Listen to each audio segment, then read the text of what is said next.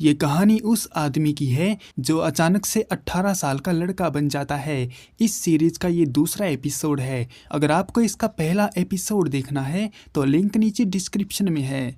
साल 2001 गर्मियों का टाइम चल रहा होता है और जियोंग अपने बच्चों को जन्म दे चुकी होती है, लेकिन उनकी ज़िंदगी में प्रॉब्लम काफ़ी बढ़ जाती हैं क्योंकि उन्हें पैसों की ज़रूरत होती है और दायोंग को भी कहीं से भी एडवांस नहीं मिलता। दायोंग यहाँ वहाँ काम करके मुश्किल से पैसों का अरेंजमेंट करता है और जैसे तैसे करके अपना घर चला रहा होता है। उसे पछतावा होता है इस बात का कि वो फुटबॉल चैंपियन नहीं बन पाया क्योंकि उनके जितने भी साथी क्लासमेट होते हैं वो सब कुछ ना कुछ बनकर अपनी जिंदगी में सेटल हो चुके होते हैं। मगर इन सब के बीच दायोंग जियोंग की कई बातों को याद कर लेता है जो उसकी हिम्मत नहीं टूटने देती। इसके 18 साल बाद जियोंग अपना इंटरव्यू देने के लिए जेबीसी में आई हुई है। यहाँ पर और भी लड़कियाँ इंटरव्यू देने के लिए आई हुई हैं। जियोंग काफ़ी नर्वस महसूस करती है। उसे डर है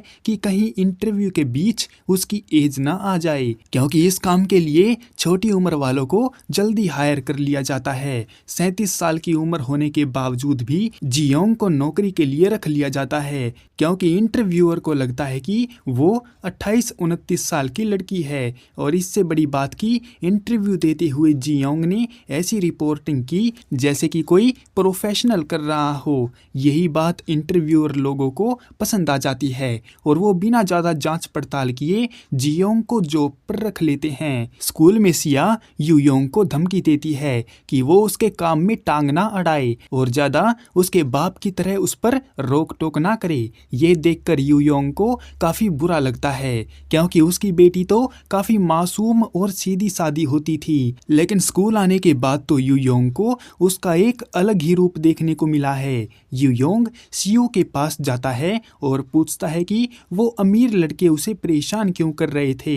शियू उसको बताने से साफ मना कर देता है, पर तभी वहाँ पर वो अमीर लड़के आते हैं और शियू को परेशान करने लगते हैं। वो युयोंग को भी नीचा दिखाने की कोशिश करते हैं, लेकिन युयोंग उन्हीं की बेइज्जती कर देता है। युयोंग उन्हें सबक सिखाने का इरादा बना लेता है। इन सब में उसे टेंशन हो रही थी तो युयोंग स्मोक पॉइंट पर सिगरेट पीने जाता है तो उसे अपनी जवानी का एक किस्सा याद आ जाता है जब उसकी क्लास का एक लड़का चोई डॉक जिन को परेशान कर रहा था और तब दायोंग ने आकर उसको बचा लिया था। प्रेजेंट में युयोंग जब वहां पर जाता है तो अपनी बेटी सिया को स्मोक करते हुए देखता है, लेकिन युयोंग उसकी क्लास लगा पाता उससे पहले ही सिया वहां से भाग जाती है और टीचर आकर उसको पकड़ लेता है और उसे दोषी समझने लगता है। और ये टीचर वही चोई होता है जो अब बास्केटबॉल टीम का कोच बन चुका होता है। वो सिगरेट पीने के लिए युयोंग को धमकाता है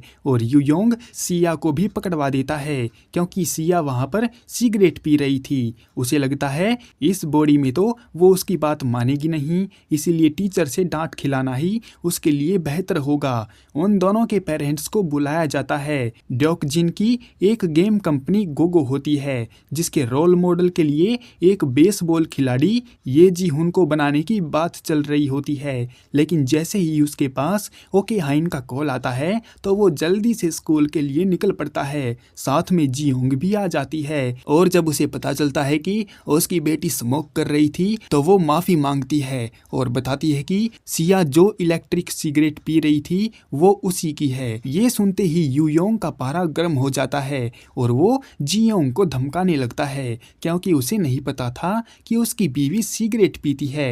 युयोंग की शक्ल देखकर जियोंग सरप्राइज रह जाती है क्योंकि उसकी शक्ल बिल्कुल उसके जवानी वाले हस्बैंड से हूबहू मिल रही होती है। ओके हाइन जियोंग को शांत करवाती है और बताती है कि युयोंग डियोक जिन का बेटा है और यहाँ पर उसका ट्रांसफर हुआ है। पर तभी वहाँ पर डियोक जिन आ जाता है और वो काम की बात छोड़कर ओके पर लाइन मारने लगता है, लेकिन जैसे ही चोई वहाँ पर आता है तो डियोक जिन गुस्से में पैर पटक कर चला जाता है क्योंकि चोई स्कूल टाइम में उसको परेशान किया करता था, इसीलिए डियोक उससे अब तक नाराज है। स्कूल छूटने पर युयोंग सिया से उससे बात करता है कि वो पार्ट टाइम जॉब क्यों करती है, लेकिन सिया उसको बताने से मना कर देती है। यूयोंग उसके दोस्त जीहो से भी जानने की कोशिश करता है, लेकिन वो अपनी दोस्ती का फर्ज निभाते हुए बताने से मना कर देता है। तभी यूयोंग की नज़र उन अमीर लड़कों पर पड़ती है जो उसके बेटे शिव का अभी भी पीछा कर रहे थे। यूयोंग उनके पीछे जाता है और शिव को उनसे बचा लेता है। यूयोंग शिव को बास्केटबॉल खेलते देखकर हैरान होता है, क्योंकि जब उसने पूछा था तो शिव ने मना कर दिया था। यूयोंग कॉल करके उससे बात करता है और पूछता है कि क्या स्कूल में कोई उसको बुली तो नहीं करता है और क्या सच में उसको बास्केटबॉल खेलना पसंद नहीं है, जिस पर शिव फिर झूठ बोलता है और कहता है कि स्कूल भी बढ़िया है और उसे बास्केटबॉल में भी कोई इंटरेस्ट नहीं है। यूयोंग को समझ नहीं आता कि उसका बेटा झूठ क्यों बोल रहा है, इसलिए वो उसके पास जाकर उससे थोड़ा घुलने मिलने की कोशिश करता है और दोस्ती करता है। तो शिव बताता है कि वो बस मज़े के लिए बास्केटबॉल खेलता है और साथ में शिव रिक्वेस्ट भी करता है कि वो उसके पापा को इस बारे में कभी ना बताए। घर आने पर जब जियोंग सिया से स्मोक करने की वजह पूछती है तो सिया उल्टा उसी को बदतमीजी से बोलकर अपने कमरे में चली जाती है। ये सुनकर जियोंग को रियलाइज होता है कि उसने इलेक्ट्रिक सिगरेट खरीदकर गलती की, क्योंकि बच्चे जो देखते हैं वही करते हैं। यूयोंग शिव को घर छोड़ने आता है और उसे बास्केटबॉल प्रैक्टिस करने में मदद करने को कहता है। घर पहुंचने पर वो जब जियोंग के हाथों में वही सिगरेट देखता है तो उससे बदतमीजी से बातें करने लगता है, पर तभी उसे एहसास होता है कि वो अभी उसका पति नहीं बल्कि उसके बेटे का दोस्त है। तो वो माफ़ी मांगता है और बताता है कि विदेश में रहने की वजह से उसमें थोड़ी बदतमीजी आ गई है। इसके बाद अपने दोस्त के साथ दारू पीते हुए यूयोंग दुखी होकर बैठा है, क्योंकि आज जो उसने स्कूल में देखा उससे उसके दिल को ठेस पहुंची है, क्योंकि खुद उसी के बच्चे अपने बाप को ना बताकर किसी दूसरे को अपनी प्रॉब्लम बताते हैं। इसीलिए वो फैसला करता है कि यूयोंग के रूप में रहकर उनका दोस्त बनेगा और हमेशा उनकी मदद करेगा। जियोंग काफ़ी टेंशन में होने की वजह से एक बार में जाती है और अपनी दोस्त रिन के साथ बैठकर दारू पीती है, लेकिन उसे ये नहीं पता कि ये बार उसके क्लासमेट चोई का है और किसी को शक ना हो, इसीलिए चोई उस बार का ओनर अपने भाई को बताता है। जियोंग को काफ़ी दुख होता है, उसे लगता है कि उसी की परवरिश में कोई दिक्कत रह गई होगी जो आज उसके बच्चे ऐसी हरकतें कर रहे हैं और उसकी ज़िंदगी में तो दुख हटने का नाम ही नहीं ले रहे हैं। पहले उसकी नौकरी गई, फिर डिवोर्स और अब उसके बच्चे। चोई जियोंग का स्कूल टाइम से ही लवर रह चुका है और जब उसे पता चलता है कि उसका डिवोर्स हो गया है तो चोई फिर से जियोंग पर लाइन मारने लगता है। जियोंग को परेशान हालत में देखकर रिन उसको एक तरीका बताती है। उसका कहना है कि जियोंग अगर ऐसा करेगी तो उसकी जिंदगी बदल जाएगी और स्ट्रेस कम हो जाएगा। और जब जियोंग उसका तरीका आजमाती है तो वो एक गाड़ी से टकराने वाली होती है, पर तभी यूयोंग आकर उसको बचा लेता है। ये देखकर उसे हैरानी होती है, क्योंकि जवानी में एक बार दायोंग ने भी ऐसा ही किया था।